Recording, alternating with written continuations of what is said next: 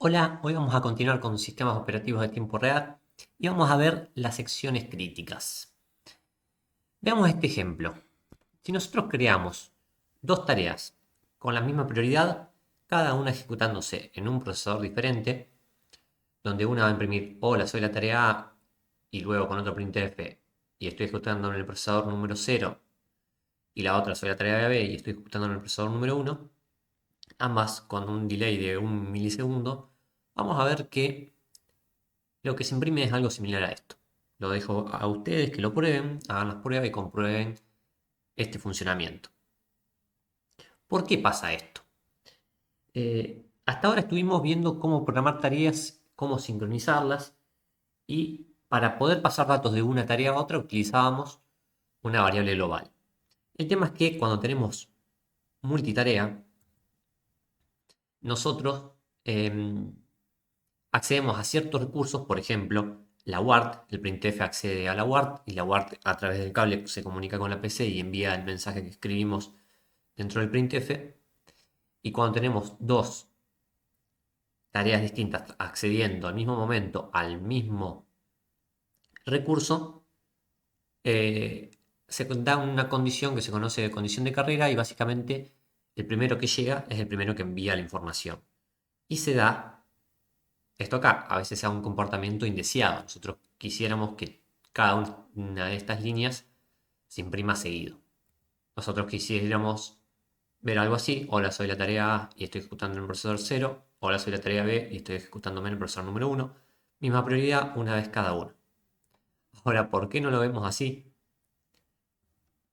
Esto es debido justamente al acceso de recursos globales y al concepto de concurrencia. La concurrencia se da cuando distintas partes de un sistema tratan de acceder al mismo tiempo a un mismo recurso de diferentes fuentes. Eh, entonces, el acceso concurrente se puede dar tanto en la RAM global, en un periférico o algo, cuando tenemos dos o más tareas a la vez. Cuando decimos a la vez, puede ser a la vez real, cuando tenemos el caso de dos procesadores, o puede ser también a la vez entre comillas. ¿Por qué ponemos entre comillas? Supongamos que tenemos un solo procesador, pero tenemos varias tareas. Las tareas se van ejecutando y a veces cambian de contexto por la configuración del planificador, por distintos motivos. Y supongamos que tenemos esta situación. Tenemos que la tarea 1 comienza a actualizar datos y vamos a tener una estructura donde tenemos las variables x, y, z, que podrían ser las variables correspondientes a un giroscopio o a un acelerómetro. Y la tarea 1 actualiza el valor de x, actualiza el valor de y, pero no llega a actualizar el valor de z, porque en ese momento la tarea 2 recibe el contexto y la tarea 2 encarga de leerse datos de esa estructura. Y en este momento la estructura va a tener un valor de x nuevo, un valor de y nuevo, pero un valor de z antiguo. Cuando termina de leerse del procesador, sigue la tarea 1 y recién ahí la tarea 1 termina de actualizar el valor. Esto acá que se produce es lo que se conoce como condición de carrera. Acá es como cuando entra el concepto de sección crítica para evitar esto.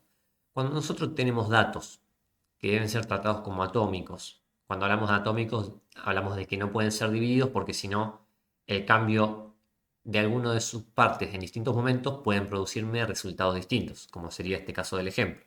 Nosotros necesitamos que estos tres valores se actualicen tomando el mismo momento de referencia. No podemos actualizar dos o uno y después de un tiempo actualizar otro, porque los datos pasan a ser incorrectos.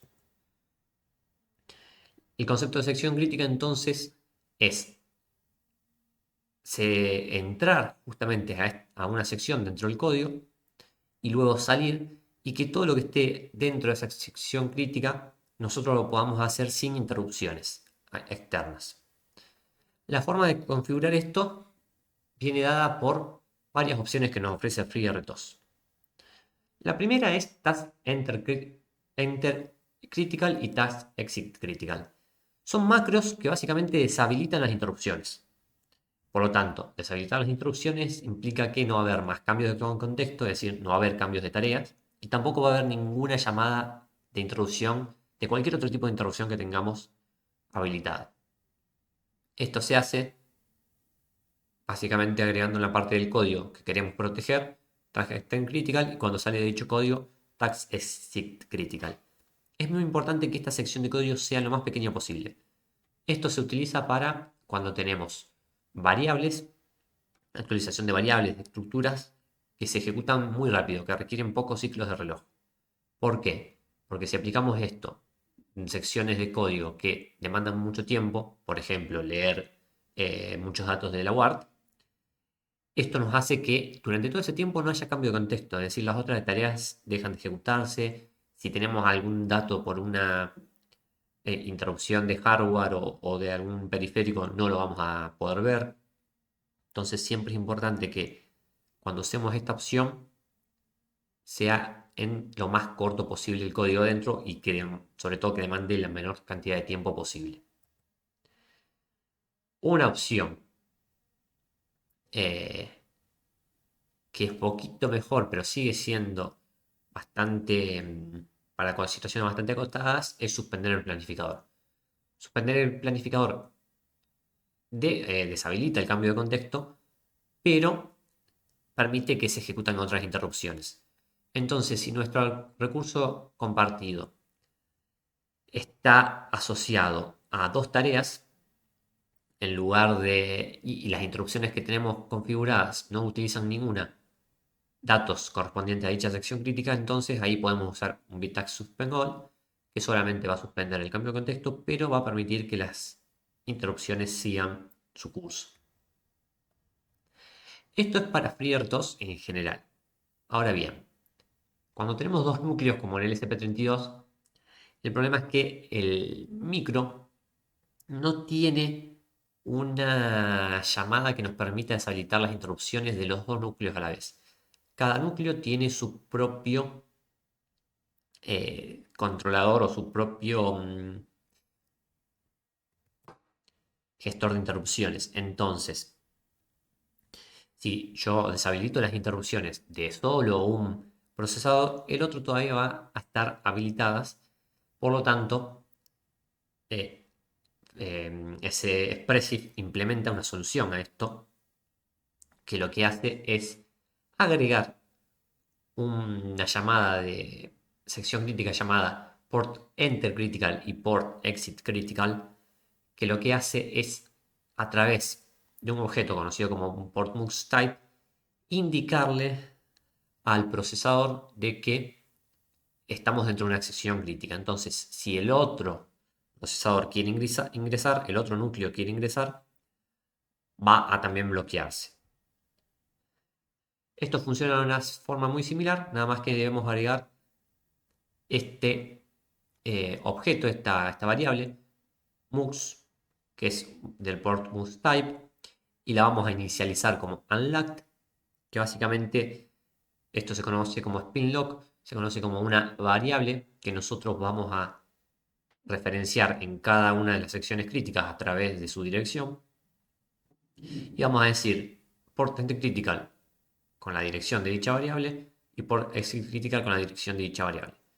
En la otra función, en la otra tarea, en el otro lugar donde utilicemos la sección crítica que debemos proteger el mismo recurso, vamos a utilizar lo mismo. Y a través de esa variable, si tenemos un segundo procesador que intenta acceder, va a ver que va a ver esa variable y va a decir, bueno, no puedo ingresar porque el otro procesador está utilizando una sección crítica que es la misma que yo quiero ingresar. Entonces, gracias a este agregado de esta variable, ahí ya podemos como sincronizar las distintas secciones críticas más allá de cuál procesador se ejecute. Para ver un ejemplo de aplicación, vamos a volver al ejercicio donde medíamos el tiempo de pulsación de un botón, de un pulsador, y prendíamos un LED durante determinado tiempo. En este ejemplo teníamos la tarea de destello. Dentro de main inicializábamos el pulsador que nos llevaba al otro archivo y creábamos la tarea correspondiente de destello. La tarea de destello lo único que hacía era durante un periodo definido, obtenía la diferencia de tiempo medida por el pulsador si esa diferencia era mayor a cero y era mayor al periodo. No, perdón, si era mayor a cero, ingresaba. Si era mayor al periodo, lo igualábamos al periodo. Y prendíamos el LED durante dicha diferencia. Al periodo o al periodo menos un valor también podía ser. Y hacemos el Bitax Delay Until para mantener esto de manera periódica. En el caso de que el if no se cumpla, esperábamos durante el tiempo de espera.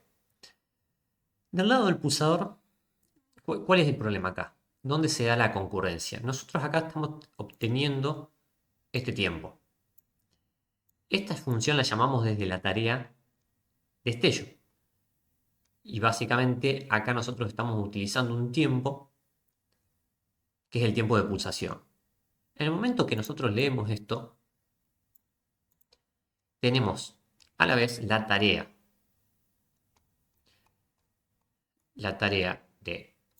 del pulsador que está actualizando siempre la máquina de estados. Y esta máquina de estados nos llama, cuando nosotros presionamos el botón y lo liberamos, nos va a llamar a esta función botón liberado y nos va a cargar dicho tiempo en esta variable, pulsador punto diferencia de tiempo, que es la misma variable que nosotros llamamos o leemos cuando llamamos a obtener diferencia. Entonces, fíjense que acá le agregamos el port enter critical y el port exit critical, previamente habiendo definido la variable global mouse. ¿Por qué? Porque esta lectura, en este momento nosotros estamos leyendo este valor, lo estamos leyendo desde obtener diferencia, que obtener diferencia la llama la tarea de destello. Lo mismo que borrar diferencia. Acá estamos modificando, escribiendo dicho valor desde la tarea borrar diferencia que la llama tarea de destello. Y de este lado, botón presionado y botón liberado me modifican los tiempos. En este caso el tiempo bajo, en este caso el tiempo alto. Pero sobre todo, lo que más me interesa es la diferencia de tiempo, que es la variable compartida. Acá estamos modificando el valor de diferencia de tiempo. Por lo tanto, en estos puntos donde ya sea que escribimos, acá estamos escribiendo una variable, desde botón liberado, que se ejecuta dentro del contexto de la tarea pulsador, y acá estamos leyendo, mediante obtener diferencia, que se ejecuta desde el contexto de la tarea de destello, estamos utilizando o leyendo la misma variable. Entonces es muy importante que en cada uno de estos casos, tanto en la lectura como en la escritura, hagamos el port enter y el port exit critical. Fíjense que acá es válida esta opción porque simplemente es la lectura de una variable. Si nosotros no hacemos esto, que es lo que pasó anteriormente en el ejemplo anterior, es muy probablemente que el programa funcione bien. ¿Qué puede pasar? Que es muy difícil que coincidan porque es simplemente una lectura, que coincida la lectura con la modificación y en el caso que coincida, en ese ciclo que coincidió, puede que el tiempo sea un poco distinto al que nosotros cargamos. Entonces es algo que es muy difícil que presente una falla visible, pero cada tanto se puede dar. Entonces es básicamente un bug, un error que está ahí, oculto, que puede que nunca suceda o puede que alguna vez se presente. Entonces, en estos casos siempre es importante, muy importante, saberlo, tenerlo en cuenta, hacer esas protecciones porque nosotros por ahí, si lo probamos y funciona, en la simple prueba que hacemos, no necesariamente va a saltar el error. Entonces acá deberíamos proteger pulsador a diferencia de tiempo, que lo usamos acá. Acá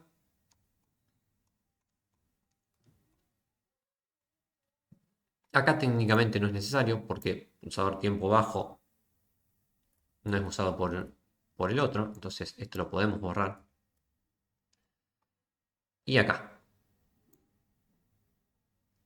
Acá uno de estos puntos es donde debemos realizar la protección. Vamos a ver a continuación en los próximos videos otras cosas más a tener en cuenta.